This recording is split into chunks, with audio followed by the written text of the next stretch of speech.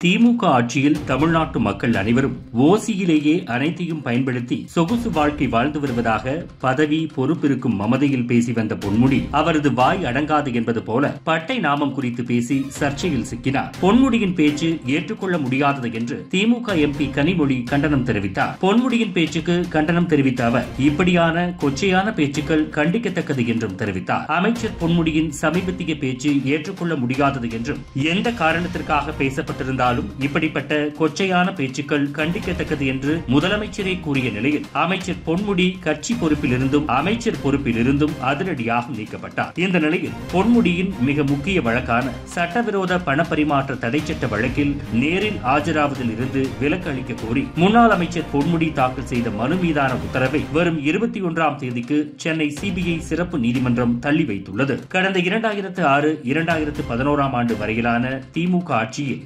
உயர்கல்வி மற்றும் கனிம வளங்கள் சுரங்கத்துறை அமைச்சராக பொன்முடி பதவி வகித்த போது விழுப்புரம் மாவட்டத்தில் அனுமதிக்கப்பட்ட அளவை விட அதிக அளவில் செம்மண் வெட்டி எடுத்ததன் மூலம் அரசுக்கு 28 கோடியே 36,40,600 ரூபாய் இழப்பு ஏற்படுத்தியதாக லஞ்ச ஒழிப்புத்துறை வழக்கு பதிவு செய்திருந்தது. பின்னர் செம்மண் முறைகேடு தொடர்பாக கிடைத்த பெருந்தொகை ஹவாலா பரிவர்த்தனை மூலம் வெளிநாடுகளில் உள்ள நிறுவனங்களில் முதலீடு செய்துள்ளதாக கூறி சட்டவிரோத பண பரிமாற்ற தடை சட்டத்தின் கீழ் திமுக முன்னாள் எம்பி கௌதம சிகாமணி உள்ளிட்ட 6 பேருக்கு எதிராக அமலாக்கத்துறை சார்பில் 2023 ஆகஸ்ட் மாதம் சென்னை சிபிஐ நீதிமன்றத்தில் குற்றப்பத்திரிகை தாக்கல் செய்யப்பட்டது. இந்த நிலையில் சென்னை சிபிஐ சிறப்பு நீதிமன்றத்தில் கடந்த மார்ச் மாதம் அமலாக்கத்துறை தரப்பில் கூடுதல் குற்றப்பத்திரிகை தாக்கல் செய்யப்பட்டது. இதில் அமைச்சர் பொன்முடி மற்றும் அவரது மகன்கள் கௌதம சிகாமணி, அசோக் சிகாமணி ஆகியோர் நிர்வாக இயக்குநர்களாக உள்ள மருத்துவமனை மற்றும் நிறுவனங்கள் மீது குற்றம் சாட்டப்பட்டுள்ளது.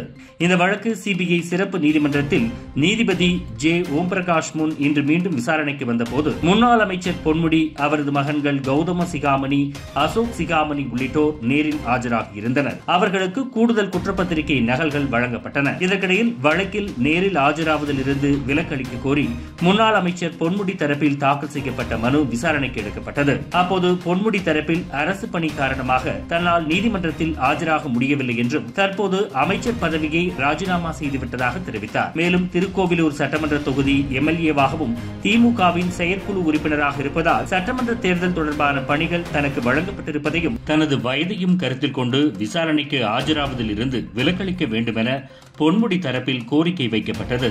அமலாக்கத்துறை தரப்பில் பொன்முடி தற்போது திமுகவின் செயற்குழு உறுப்பினராக இல்லை என்பதால் அவர் விசாரணையில் இருந்து ஆஜராக விலக்களிக்க கூடாது என எதிர்ப்பு தெரிவிக்கப்பட்டது.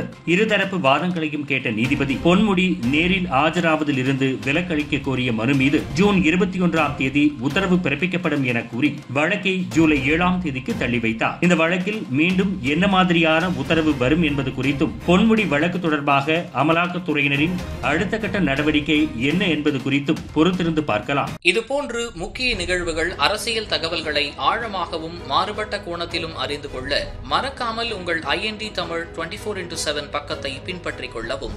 உங்கள் ஒவ்வொரு ஆதரவும் இதுபோன்று பல நிகழ்வுகளின் பின்னணியை அறிய உதவும்.